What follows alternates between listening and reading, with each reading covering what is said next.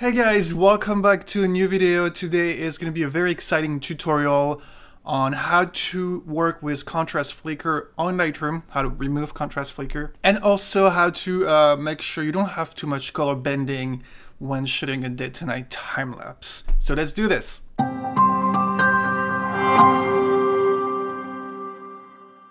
And this video is sponsored by Skillshare. More about it later in this video. I was actually editing a time-lapse this week and I came across a big problem. Contrast flicker. You know, I'm not going to introduce what contrast flicker is. It's basically Lightroom creating different shade of contrast from one frame to another, even if you don't change the settings on Lightroom. And it is very annoying because it's very ugly on your time-lapse. And there's a few ways you can remove or at least reduce the amount of contrast flicker. Is obviously not use too much contrast settings on Lightroom, like whites, blacks, contrast, clarity, dehaze. But sometimes even highlights and shadows can introduce contrast flicker. And that's the problem I have today with this time-lapse here. So this is a day to night time-lapse of downtown LA. And as you can see here in my Finder, I have almost 900 frames. I have actually a problem with contrast flicker on maybe 5 frames maximum. Yes, no more than 5 frames. So what I did is actually I isolated maybe 2 seconds of videos, which was like 70 frames right there. So I took like 70 frames where the issue was and moved them to a different folder. And you're gonna understand why. So here I have, see, it's the same time lapse, but it's only 2 seconds of it. That's actually where I have my contrast flicker. The contrast flicker, I think, is on picture 560 or something like that, 563, I think. There's a way on another time-lapse that's going to help you find out what settings is actually creating this contrast flicker. There's an easy way to do it. But the problem is every time you do it, it's going to redo the entire visual previews for the entire sequence. So if I isolate the problem, so only 70 frames, it's going to be way easier and way quicker for me to find out what settings is creating the contrast flicker. This is not something I learned by myself. It's actually editor time-lapse creator Gunter Wegner. He actually shared this technique on on YouTube not a long time ago. Stop Lightroom from messing up your time lapses. So I highly recommend watching this video. I am going to talk about right now, and this is the way I actually fixed the contrast flicker. But if you want more detail, he has like a 20-minute video on this editor time-lapse. Go subscribe to this channel. So this is what I did. Let's go back to editor time-lapse. So see here, you can see it's only my 70 frames sequence, a tiny part of my 900 image sequence. So I'm going to play it and you can see, bam, did you see the contrast flicker here? Yeah, it's really bad. It's not even flickering. It's just the contrast is completely different from one frame to another. So let's go back to the problem here. Where is it? All right, it's right there. See, it's not even flickering. It's just as soon as there's this bright light here, which I think it's an ambulance, you can see it's changing really bad in the sky. This is typical contrast flicker created by the light source. And as soon as it's gone, see, it's right there. As soon as it's gone, bam, the sky goes back to something pretty much normal. There's obviously a plugin on After Effects called Digital Anarchy Flicker Free, which does an amazing job, but this is like heavy contrast flicker on this one. See, as you can see, it's not even flickering again, it's just the contrasts are completely different from one frame to the next one. So we need to find out what settings is creating this. So there is an easy way for you to do this. Sometimes if you don't change the settings, editor time-lapse is going to hide those columns. So just make sure you click on this here, which is going to actually reveal all the settings on Lightroom, even the one that you didn't change. So contrast flicker is generally created by the contrast settings on Lightroom. So what I'm going to do is remove the whites and see if the contrast flicker is still there. So I'm going to right click on the whites and initialize column. Then what you can do is save. So you have to save it again. It's going to redo, the visual previews without the whites.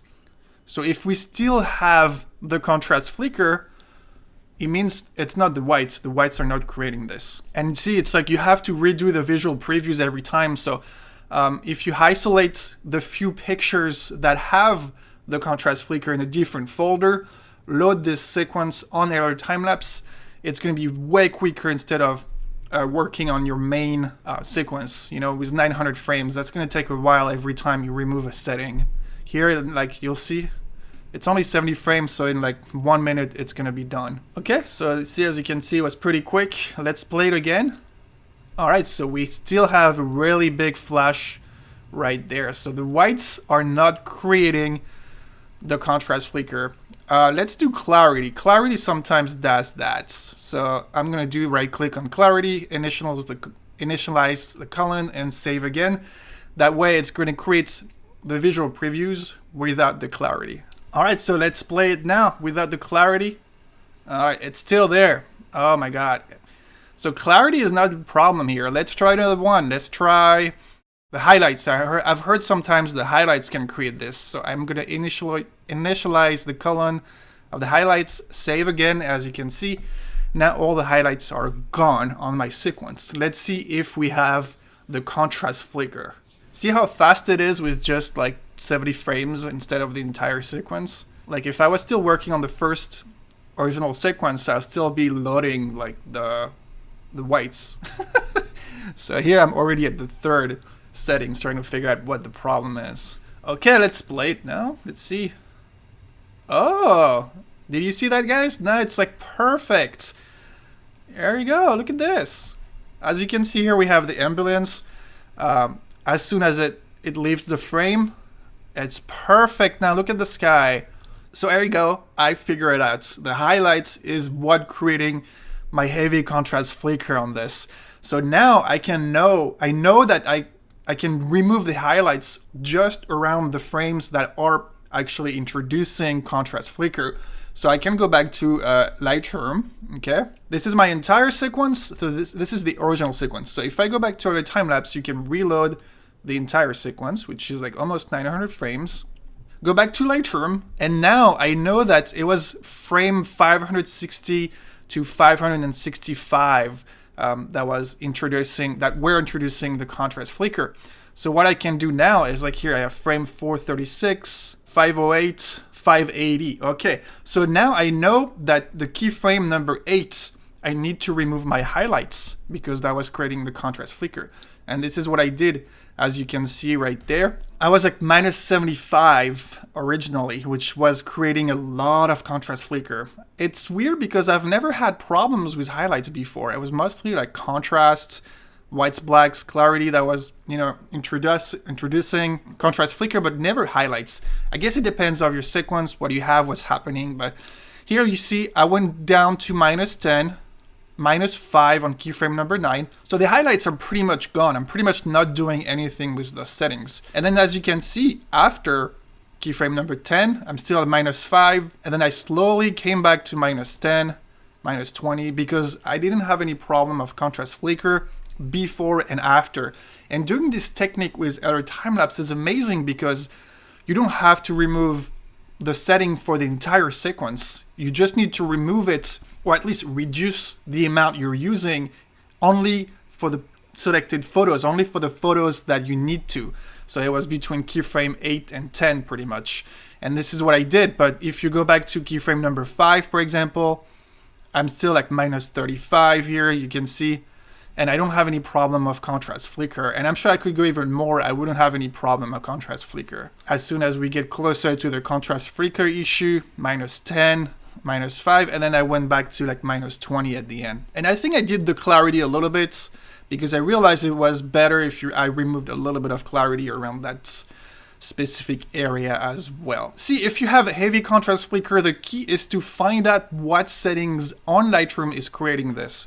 So try the highlights, shadows, whites, blacks, contrast, clarity, dehaze. Usually those are going to create contrast flicker. If you can also use the tone curve. You can see here I was actually using the tone curve a little bit to kind of, again, reduce the amount of contrast flicker. And as you can see, if I go back to Editor Timelapse, now this is the full sequence and I can play it. I'm just going to wait for it to be loaded. All right, let's play it again and see if we have a problem when the ambulance shows up, if we can see the contrast flicker now that I removed the highlights. It was somewhere around here. There you go, the ambulance just passed and it is perfect now. So it just like you see, like even years later, I'm still learning, and I just watched this video out of curiosity, while I was like, okay, that's actually really helpful, because that way you can target what the setting, where the problem is coming from, and remove it exactly where you need to. You can keep the highlights for 75% of the sequence and remove it exactly where the contrast flicker is showing. And that way, it's just, yeah, it makes a big difference now. There's a tiny bit of contrast flicker, a little bit, but that's something like Flicker-free plugin is going to remove really easily. Beautiful time-lapse. Anyway, but before we talk about the second issue I came across was this time-lapse, let's talk about Skillshare. Today's video is sponsored by Skillshare, and as a teacher myself, I believe that learning new skills is priceless and will follow you for years to come. They offer thousands and thousands of online classes, from video editing to music, animation, or illustration, for example. So if you're a creative artist trying to expand your skills in photography, Skillshare is perfect for you. As a YouTuber and filmmaker, I use Premiere Pro on a daily basis to create my content for YouTube, Instagram, and online classes. This is my favorite editing software. If you want to learn Premiere Pro, Skillshare offers a great class called Video Editing with Adobe Premiere Pro by Jordi van de Put.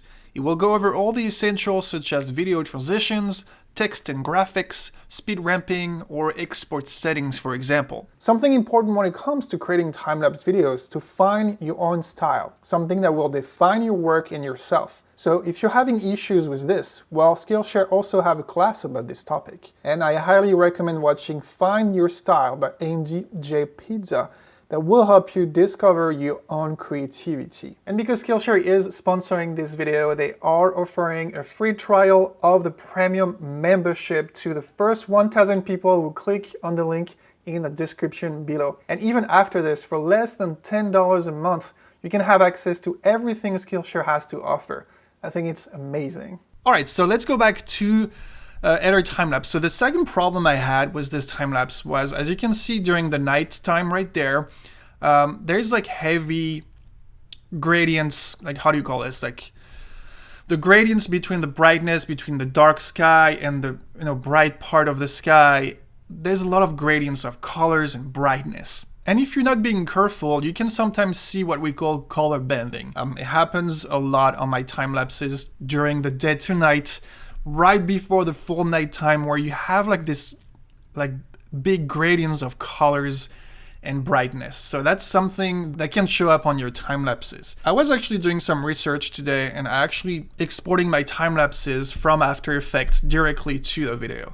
So when you export your time lapse on After Effects, well, you can just select the codec you want, and voila, and that's it, pretty much what you can do.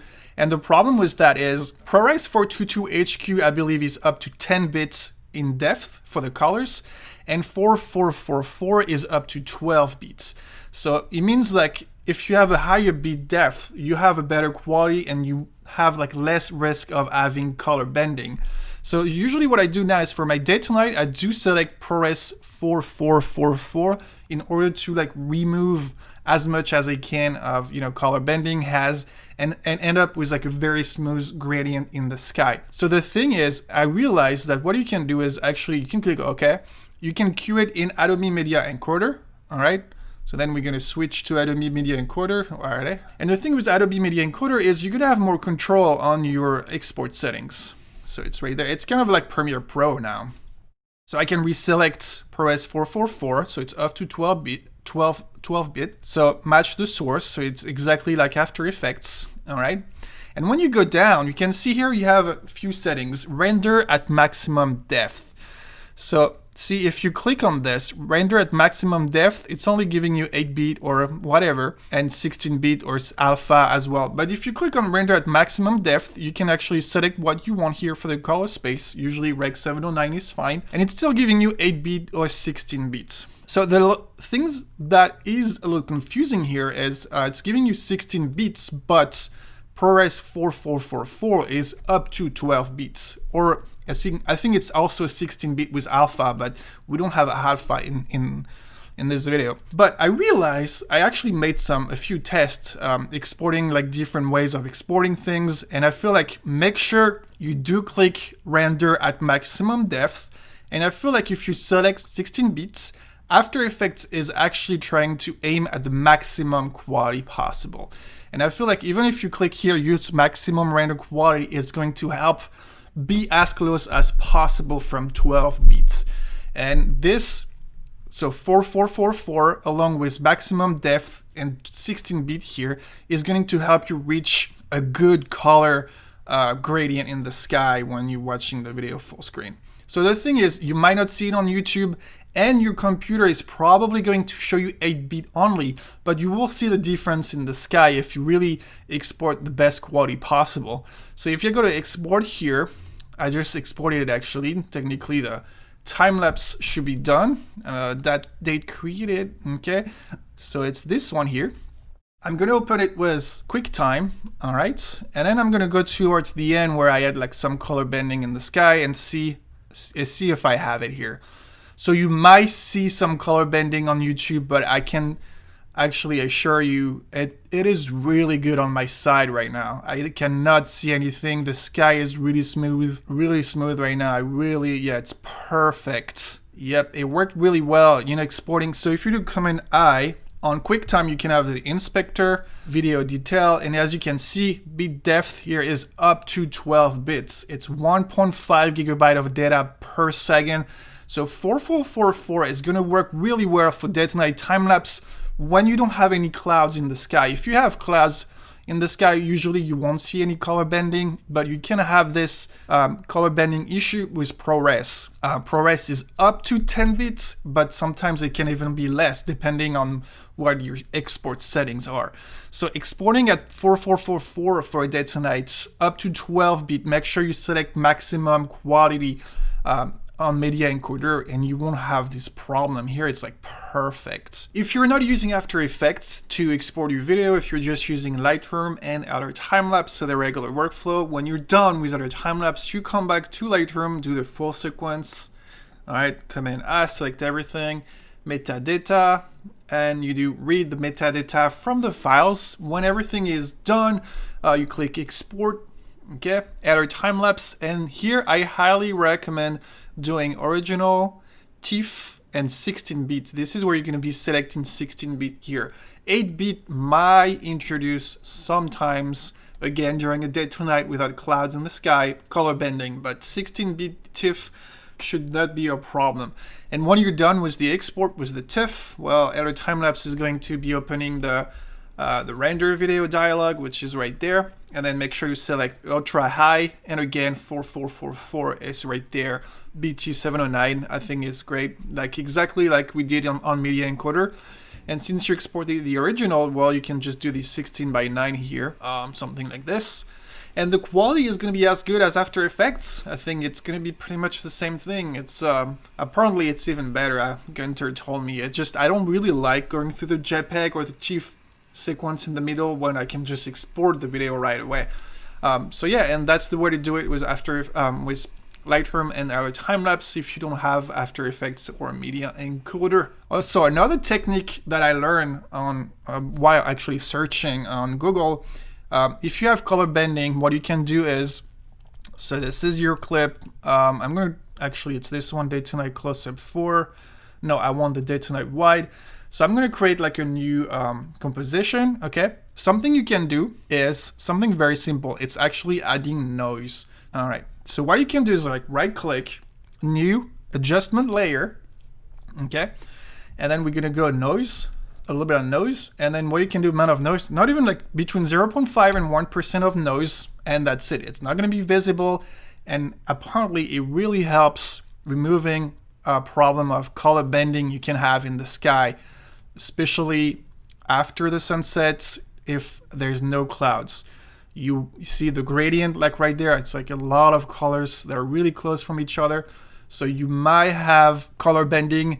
Color bending is actually showing up a lot on H.264 if you're exporting H.264. That's why I'm really highly recommend exporting at least a really good quality ProRes 422 HQ or 4444 if you have a lot of color bending.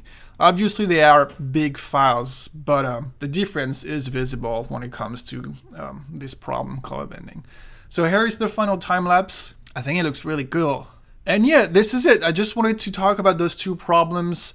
I wanted to talk about, the first contrast flicker issue because I feel like a lot of people haven't watched Gunther's video, and it is really amazing how fast you can find out where the problem is coming from on Lightroom. It is really helpful. And finally, the color bending things. You can also, on After Effects right there, you can, if you do option, you can change to 8, 16 to 32 bits per channel. And I feel like if you go 16, you won't see color bending as well. Just try to get the better quality possible you can for your day to nights.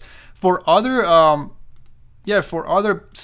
like simple time lapses, I usually just go like 422 HQ. That's usually not like a problem. See, even like 422 HQ looks like it's up to 12 bit as well. I think only 422 is up to 10 bits. Depends, but it makes smaller file. And if you have clouds in the sky, elements in the sky, it's really use 4444 when you have like a cloudless sky like this with heavy gradients, like color gradient, brightness gradient. Like it's really, look at this. Like it's a good way to keep the best quality possible and like a really smooth transition. Anyway, thank you so much for watching, guys. Hopefully this video is not too long. Thank you Skillshare for sponsoring this video. Don't forget to check the link in the description. Check my website again if you want to learn more about time-lapse photography. And I will see you next Friday for the next video. Bye.